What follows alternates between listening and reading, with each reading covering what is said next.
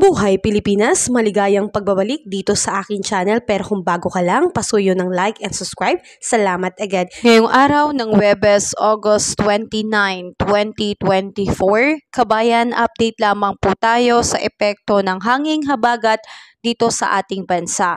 Sa ngayon, ito po ay patuloy pong nakakaapekto sa may Central Luzon, Southern Luzon at Visayas. So asahan po natin ang pagkakaroon po ng maulap na kalangitan na may kalat-kalat na pag-ulan, kulog at kidlat, lalo na sa madaling araw, hapon at sa gabi. So narito po ang mga lugar na apektado, kasama po dyan ang Metro Manila, Mimaropa, Zambales, Bataan, Cavite, Laguna at Batangas. Ganon din dito sa may Tarlac, Pampanga, Nueva Ecija at Bulacan. Apektado rin po ng southwest monsoon o hanging habagat ang Visayas, Bicol Region, the rest of Central Luzon and the rest of Calabarzon, kasama rin po ang Pangasinan. So asahan natin ang pagkakaroon po ng makulimlim na kalangitan na may kalat-kalat na pag-ulan, kulog at kidlat, lalo na po yan sa hapon at sa gabi. So ingat po tayo kabayan, ugaliin po nating magdala ng payong at kapote bilang pananggala sa mga biglaang pag-ulan.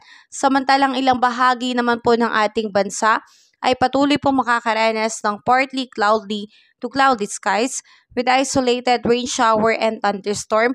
Yan naman po ay dulot ng mga localized thunderstorm. So posible pa rin po ang pagkakaroon ng tsansa ng pagbaha and landslide, lalo na kung magiging malakas po at magtagal ang pag-ulan.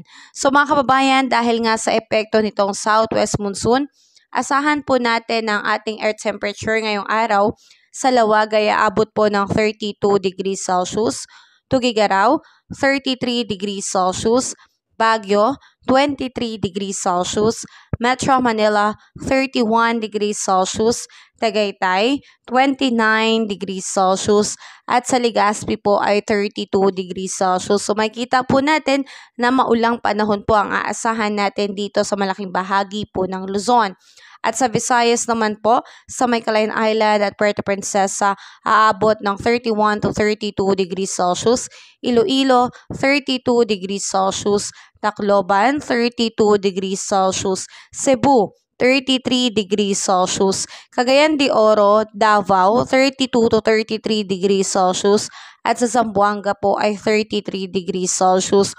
So malaking bahagi rin po ng Visayas ang makakaranas po ng maulang panahon, pero sa bahagi naman po ng Mindanao, fair weather o maliwalas na panahon po ang siyang mararanasan. So mga kababayan, sa ngayon ay wala po tayong namamataan na sama ng panahon sa loob ng Philippine Area of Responsibility, kaya wala po tayong dapat na ikabahala. Ang tangi pong nagpapaulan sa atin ngayon ay ito pong southwest monsoon na kamakailan lamang ay nagpasuspende ng klase dahil sa matinding pag-ulan po na dulot ng southwest monsoon. So ingat po tayo mga kababayan at ugaliin po nating maging updated sa ating ulat panahon. Kahit walang bagyo, posible tayo makaranas ng matinding pag-ulan dahil po dito sa epekto ng hanging habagat o southwest monsoon. Kaya ugaliin po nating maging updated.